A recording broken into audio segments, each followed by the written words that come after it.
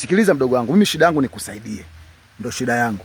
Ukisema uondoke huyo, anakutafuna hapo hapo. Umeona kichwa alivyokuelekezea hicho? Hicho kichwa amekuelekezea kwenye mguu wako. Ni kwa sababu tu, haya sema ukweli wako. Hizo ndizo umezipata wapi? Nisamee, nimezipata hapo hivyo. Yaani umezipata hapo shamba la nani? Nimezichukua tu kwa sababu sisi njaa tu, yani njaa kwa sababu mimi naishi na mdogo wangu alafu sina kitu. Sasa ndio uje kuiba kwenye mashamba ya watu.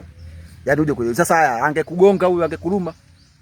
Yaani huyo ndo amekukamata ili wewe usiondoke. Yaani ukitingishika ujue umelika. Na mimi nakurekodi hii video ili niende niwapelekee serikali wasiseme kwamba labda nimekuonea. Huyo yeye ataondoka na shughuli zake. Lakini sasa je, ndio angekuja mtu mwingine? Mimi kwa sababu ndo mwenye shamba na uwezo kumtoa huyo, umeona anaondoka huyo, hana shida. Je, ndio kama angekuwa mtu mwingine? Singekuua mdogo wangu? Ndio, lakini sitorudia tena, nisamee. Yaani kwa nini wewe utalishe maisha yako kwa eti kwa sababu ya ndizi hizo? Ndizi hizo ndio utalishe maisha yako kuingia mashamba watu kuiba. Sasa mdogo wangu mimi nakuachia kwa sababu yule jamaa usimwona anakuachia.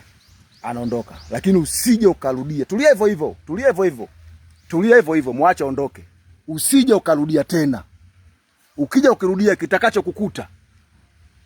kukuta. Tulia hivyo hivyo, ukihangaika atakuula wewe, atageuka watarudi. Tulia hivyo hivyo. Usije ukaingia tena mashamba ya watu. Mashamba ya watu wengine ya watu hawaingii. Acha kelele sasa. Mwache aondoke. Mwenye anaje atakufungua ataondoka.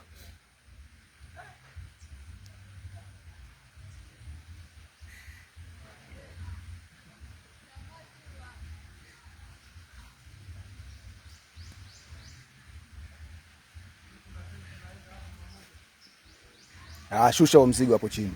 Uondoke zako.